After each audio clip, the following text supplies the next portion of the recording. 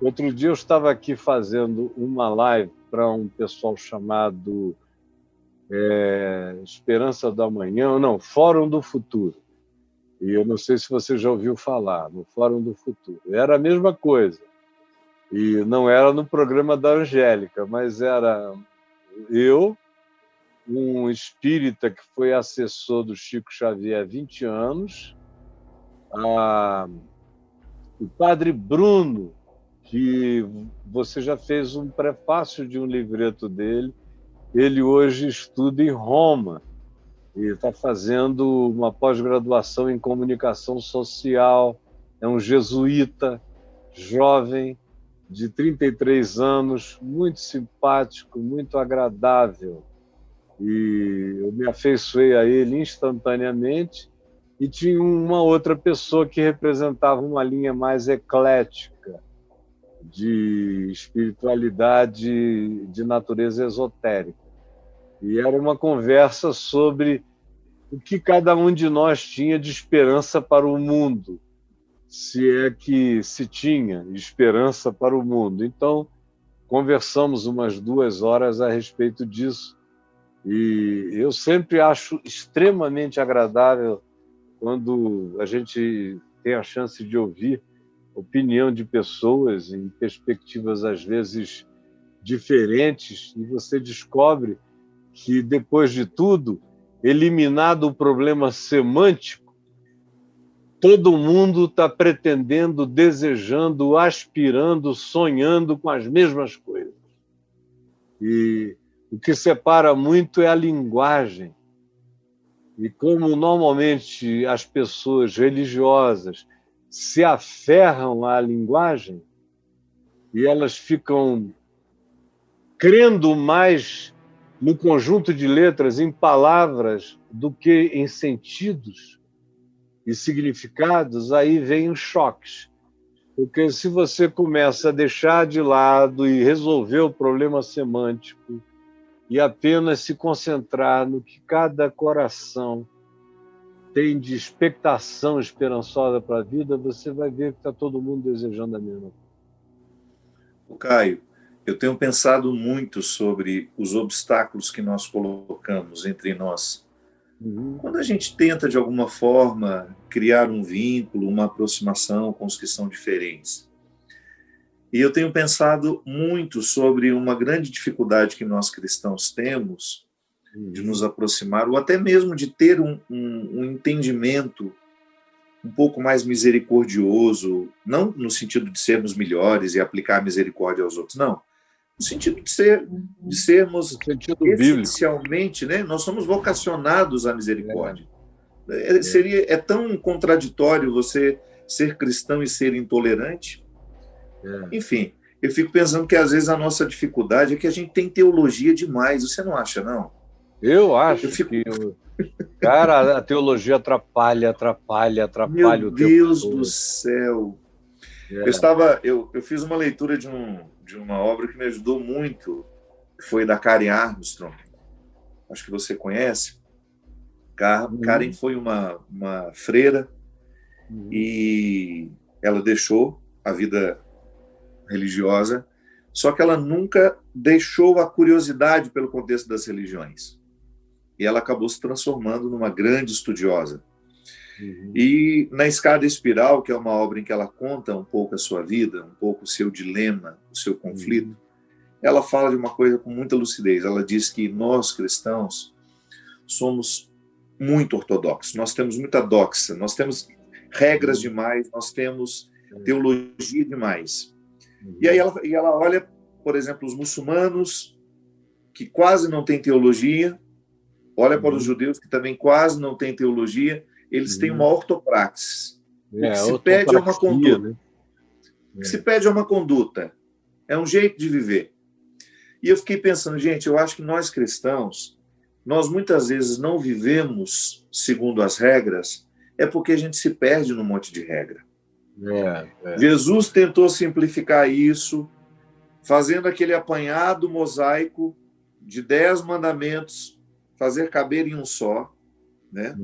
Ame a Deus e ao próximo como a ti mesmo, e não haverá erro.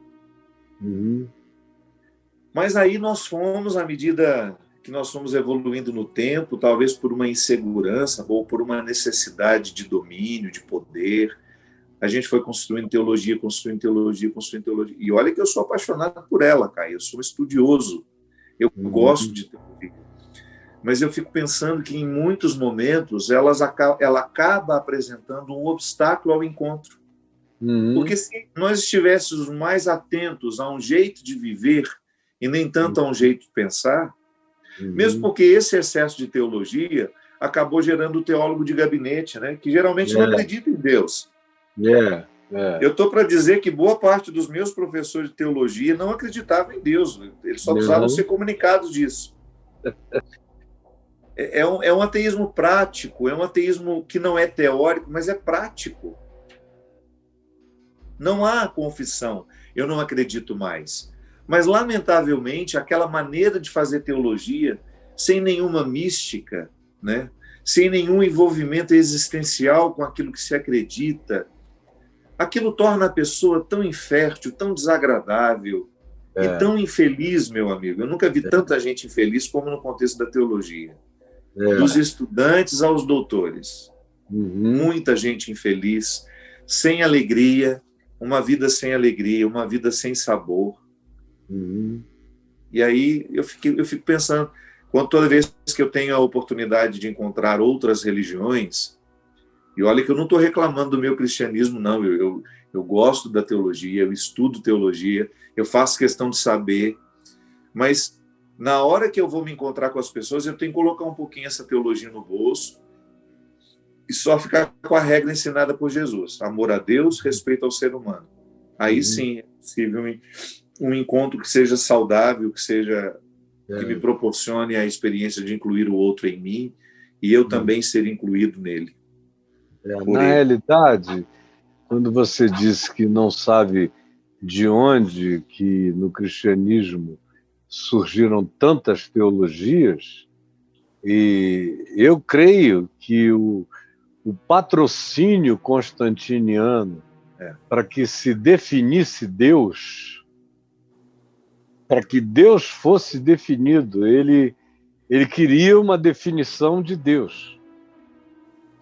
E aí houve o patrocínio dos primeiros concílios com essa finalidade de definir Deus.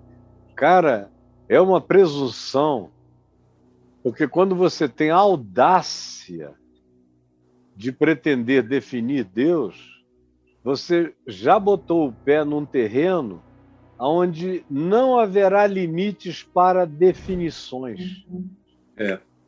Não haverá mais limites. Então, quando começam definindo a Trindade, eles começaram a definir a Trindade, meu amigo. A dizer quem era Deus a partir da Trindade e fazer uma anatomia do divino. É um negócio, abrir o cadáver e sair abrindo. Olha, aqui Aí começa aquela história de como Deus pensa, como Deus sente, como Deus vê. Começa todo o trabalho de esculpir Deus, de modo que o que a gente tem é um trabalho que viria a ser retomado, ou já era presente em Roma, de esculturas, de esculpir deuses. Isso já vinha dos gregos, a escultura dos deuses. Na cultura greco-romana, esculpiam-se os deuses. Na fé cristã, ninguém podia esculpir. Mas, no início, se precisava uma definição que fosse uma espécie de escultura do divino, de cada um deles. Uma escultura verbal, né? Não se permite a escultura tal qual, mas permite-se a escultura verbal. E se foi fazendo escultura de tudo. E de todas as coisas. De modo que você tem fimose dos anjos. Você é introduzido. Eles ficavam... Foi uma preocupação extrema, né, em dar nome a todos os detalhes, em explicar a eternidade. como se ela fosse explicável. Eu lembro que eu não cheguei a fazer meu doutorado, mas eu tinha toda a argumentação pronta. Eu queria fazer sobre escatologia. Eu queria, a partir da filosofia da linguagem, da semiótica, falar justamente de que toda e qualquer tentativa de dizer algo sobre a eternidade será sempre marcada pelo limite, porque nós usamos categorias de tempo, de espaço, o que negam naturalmente o que nós compreendemos como eternidade. Que valeria muito mais o conceito de esperança, né, de Moltmann, que Moltmann desenvolve tão bem, como esperança operante. Então, sobre a eternidade, eu não tenho o que dizer, eu apenas espero. Mas não espero de braços cruzados, eu espero fazendo, eu espero construindo. Aquilo que eu tanto quero ter amanhã, eu começo a construir agora. É uma pena que eu não continuei. Meu doutorado era justamente sobre isso.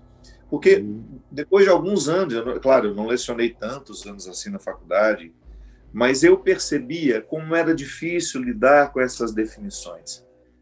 Como é presunçoso de nossa parte nós queremos colocar dentro das gaiolas dos nossos conceitos.